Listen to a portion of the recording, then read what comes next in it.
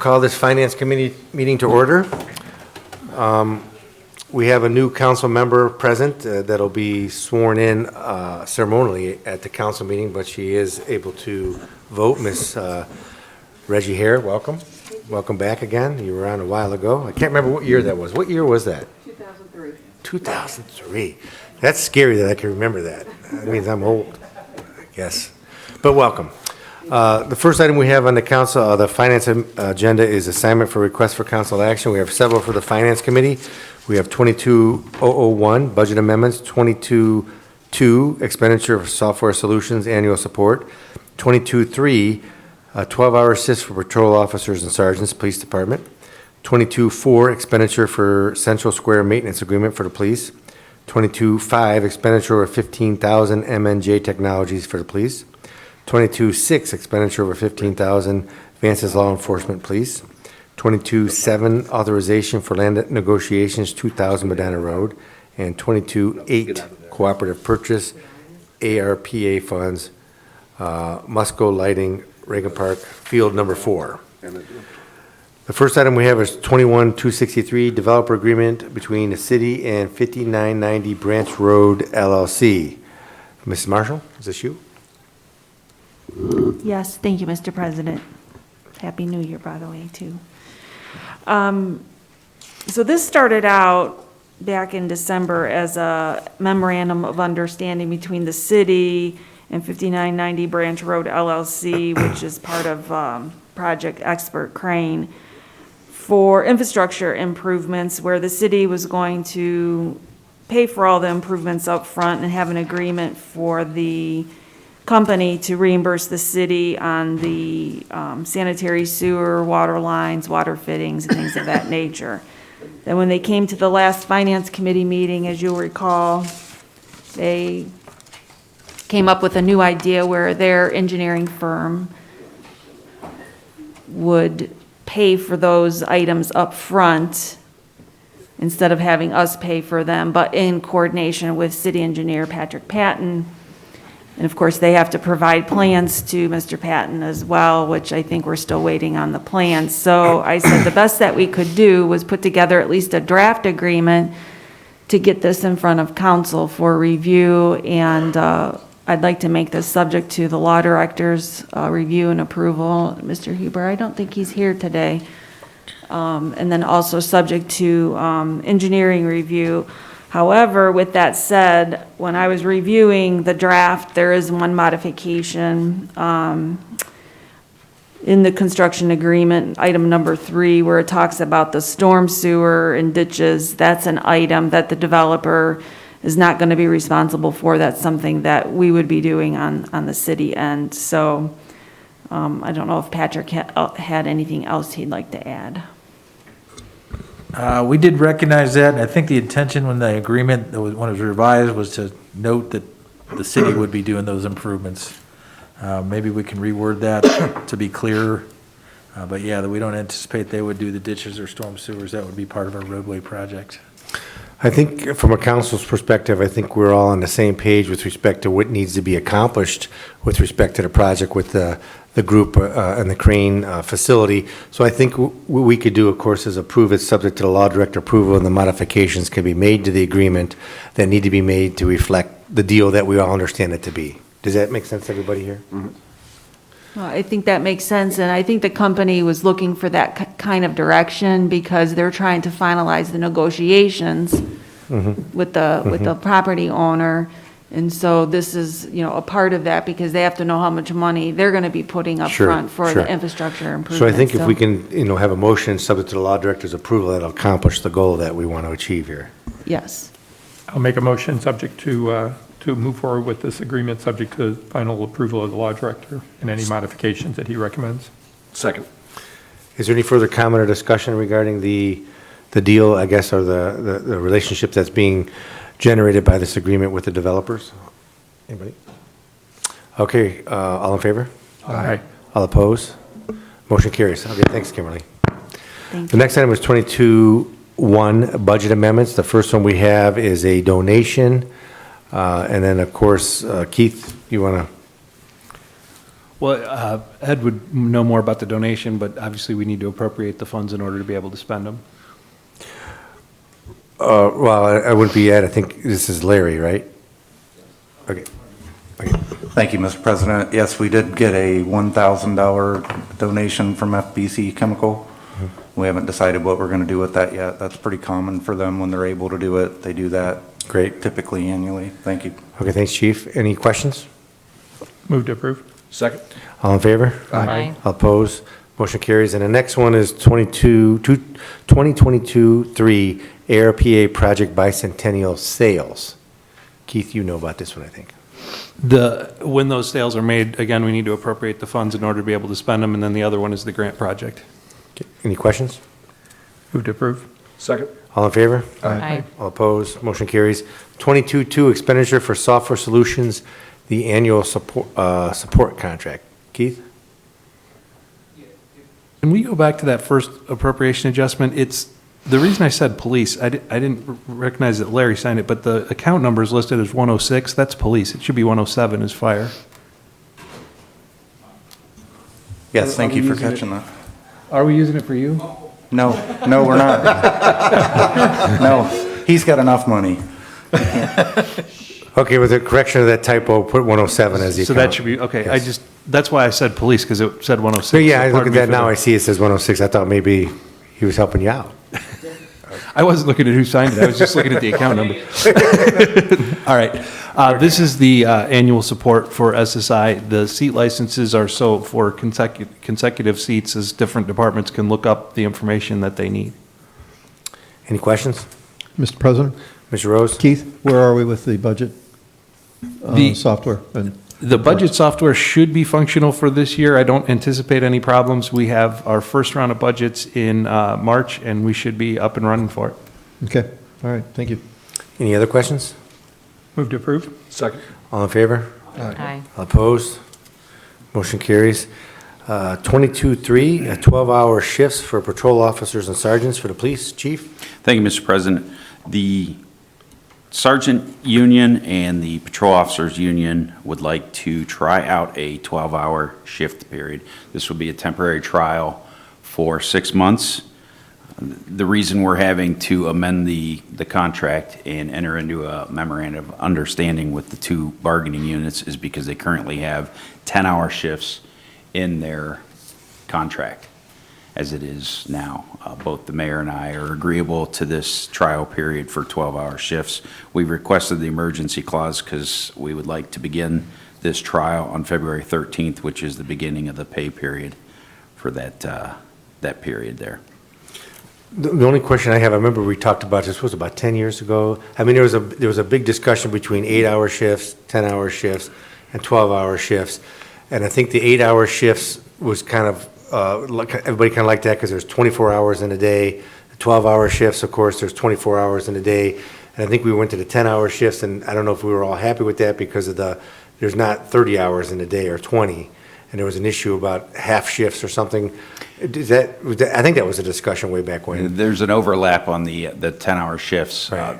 The mayor can probably give the historical perspective of the 10-hour shifts. However, they have been in effect since the 70s. Yeah, I think there was a question about that too, because we wanted to either do 8 or 12, if I remember correctly, to get a 24-hour day. Because that's kind of, the shifts would be, divided equally then as far as the hours, because it adds up to a. Yeah, the 12-hour, why we're agreeable to the 12-hour shifts is it gives me an approximate 20% manpower increase based on the 12-hour shifts, the 2 full platoons. Right, and there was some issue way back when about going to 12, because it was like a longer day, of course. Sure. It wasn't a shorter day. Mayor, do you recall that? Well, they voted it in the past, but did not pass it. Right. Their own union didn't pass it. The 10-hour shifts, as the chief said, they've been here as long as I have.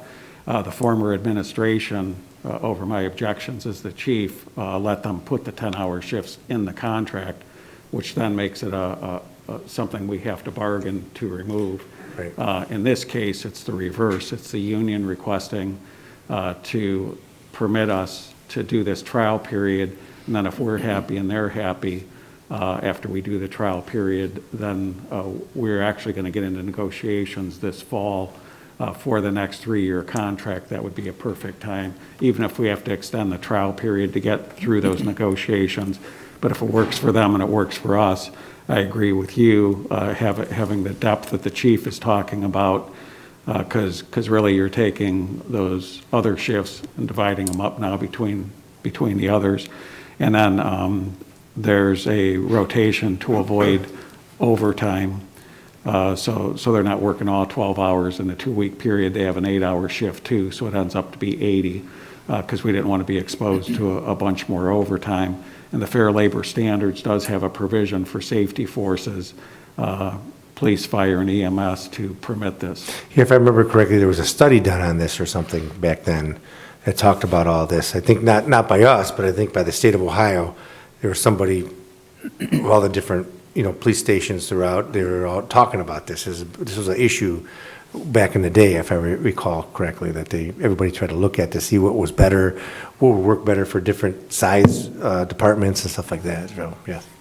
Paul, you had a question? Yeah, thank you. Most of my questions were answered, so thank you. But what's the impetus for the union to come and ask for 12 hours?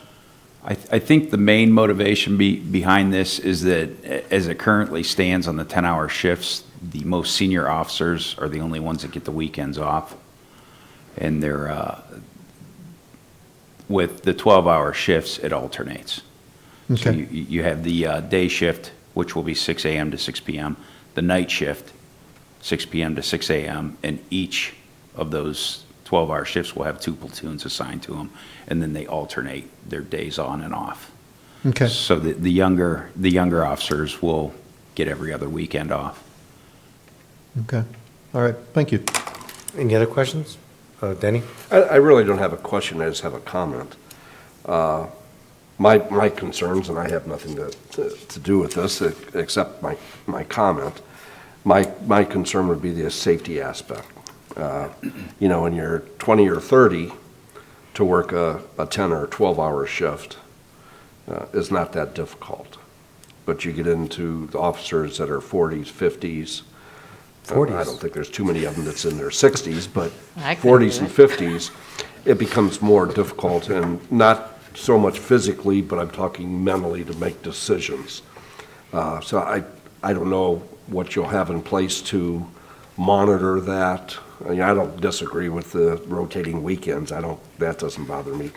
What concerns me is, and I totally understand, you're getting an extra day off by going to 12-hour shifts. That's great for mental rehabilitation, but during a 12-hour shift, if you have a busy shift, it can be very trying. And not saying that the younger guys are not going to put them in danger too, but the officers, again, that in the late 30s, 40s, and 50s, I think it can be real You went down to the 30s. stressing. Pardon? You went down to the 30s.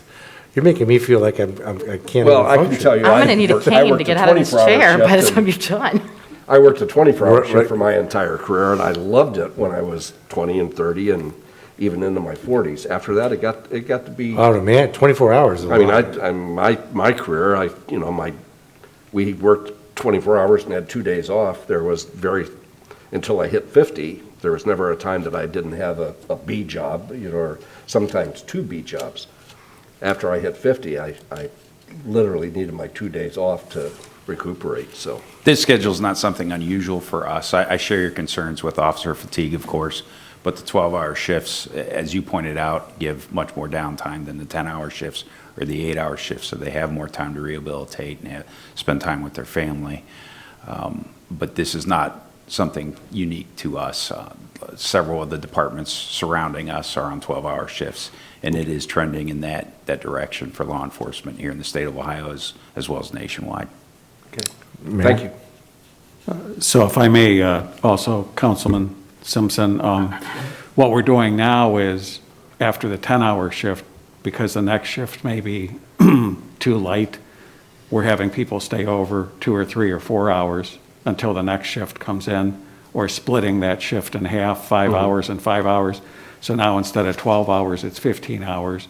So that you have that going on. And then the afternoon shift, I can tell you from working it for I don't know, 17 years, that when you're getting off at my time, it was getting off at 3 in the morning. Now the shift is 4P to 2A. Well, at 2A, from midnight to 2:30 is when the bars are closing. So the chance of making a DUI arrest or having a crash, Sure. your 10-hour shift just got expanded anyway. So the 12 hours just gives us a little bit more flexibility. I could tell you from a practical standpoint, 12 hours is not unusual in our department and our field. Okay. Thank you. Any other questions? Move to approve with the emergency clause? Second? All in favor? Aye. All opposed? Motion carries. 22-4, expenditure for Central Square CAD RMS maintenance agreement for the police. Chief? Thank you, Mr. President. This is the maintenance agreement for our CAD and RMS software. It's computer-aided dispatch report management system. This is our main computer system that runs all of our reports, dispatch, pretty much our central hub. Questions? Move to approve? Second? All in favor? Aye. All opposed? Motion carries. 22-5, expenditure of $15,000 MNJ Technologies for the police. Chief? Thank you, Mr. President. This is our main vendor that we use for technology when we need to buy computers, electronic parts, equipment for the cars, electronic in nature. Questions? Move to approve? Second? All in favor? Aye. All opposed? Motion carries. 22-6, expenditure of $15,000 for advances law enforcement. Police. Chief? Thank you, Mr. President. This is for law enforcement equipment, including firearms and ammunition. Questions? Move to approve? Second? All in favor? Aye. All opposed? Motion carries. 22-7, authorize land negotiations for 2,000 Medina Road. Mayor? Thank you, Mr. President. Law Director Huber is not here this evening, but we would like to get council's authorization to let him begin negotiations for this property, which is a little over 30 acres immediately to the east of our existing airport.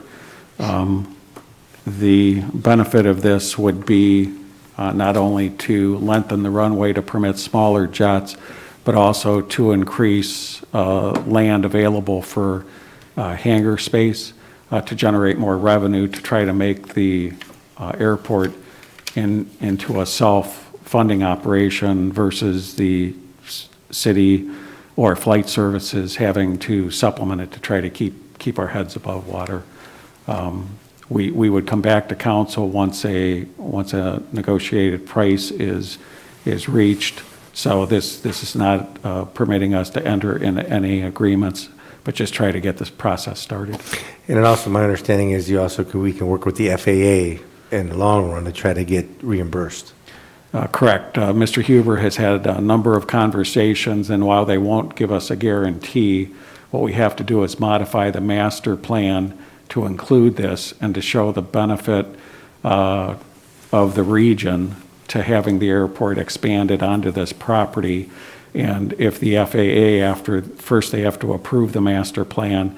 Once the master plan's approved, if we then show them that this expenditure was made to accomplish that portion of the master plan, they've indicated they thought that would be looked on very favorably. No guarantees, but would be looked on very favorably. Yes, that's good, good. I think it would be great for that airport. I mean, we have an airport. Yes, Not sir. many municipalities have an airport. We have to take full advantage of what we have because it's an asset that is not going to go away. Because I don't think we want it to go away, but we better improve it if we can. Yes, sir. Otherwise, why do we have that asset? It's a great asset to have. Yes, sir. Okay. Any questions? Thank you to Councilman Bill Lamb, who was actually secured while Bill was the mayor, because the city was at risk of losing the airport. Yes, sir. I was waiting for that. That's good. I knew that you were involved in it, but I didn't know how extensively. Feel free to give me a shout out. Councilman Lamb is also the youngest mayor in Medina, in case anyone hadn't heard that either. Maybe back then, how old were you? I have nothing to say. I was just checking. I was just trying to bring that up. Okay, any other questions on that? Okay. I'll make a motion to proceed forward on negotiating the purchase of the property. Second. All in favor? Aye. All opposed? Motion carries. 22-8, authorize Reagan Park Lighting Project, ARPA funds for the field number 4. Mr. Worley. Thank you, Mr. President. Our light poles at Reagan Field 4, it's one of our largest baseball fields, has an outfield distance of 300 feet. It gets used by a variety of associations, including Medina Youth Baseball, Medina Gridiron, Medina Rec Center, Adult Softball, as well as Medina Christian Academy and Medina City Schools when they need an alternate site and their fields aren't available. It also happens to have our oldest light structure. It consists of wooden poles and overhead wires, and it's end-of-life equipment. We had it on our capital improvement list since the early part of 2016, and in the 2020 budget cycle, we discussed trying to find alternative ways to get enough money to fund a replacement. When we were made aware of American Rescue Plan Act restrictions, it was discovered that enhancing the outdoor space, that this was a eligible project. The lighting system is metal halide with ballasts and transformers and capacitors that are at the very top of the pole. So anytime we have an issue, it's a serious project to make a repair. We have to drive a truck across the field. In order to do that, we have to either wait for perfectly dry conditions in August or mat across the fields or cancel games. This proposal here today is for LED lights utilizing Musco's Control Link technology. We currently have 3 fields that are on Control Link, and what that is, it's a web-based platform proprietary to Musco that enables administrators or the associations to schedule lights to be turned on at specific times. It also allows them to immediately turn them on via their app, and it provides us with all the data on how long the lights burned, as well as optimizes and reduces the amount of time that they run. So when you program a light to come on, it will not allow it to turn on until a half hour before sunset. It's an offset that they use, and significantly helps reduce our utility bills. We pay on average around $20,000 to $25,000 for athletic field lighting on our sports fields. These LED lights are 95% efficient, and the way that they are constructed enables us to make repairs if necessary from a height of about 10 feet. So it will significantly improve the fields over there, as well as provide a better experience for approximately 1,500 kids. The fields get used from April all the way through October, and the highest usage is April to August. Typically, it's around 6 to 7 days a week for not only Medina Youth Baseball, but their travel program as well. This purchase is utilizing Sourcewell Cooperative Purchasing Program. The City of Medina is a member of this. We've made a number of purchases through this program over the years. The emergency clause is requested because the typical lead time is 10 to 12 weeks for the equipment to arrive. And if we're able to get the approval, they can begin doing the work for removing the existing equipment, as well as installing the precast concrete bases for the light poles, and should be able to have it up and running before our season starts. Right now, we do have some lamp outages on that field. So we're hopeful that the price is accurate. I just received it last Monday. I do have that the approval letter needs to be removed.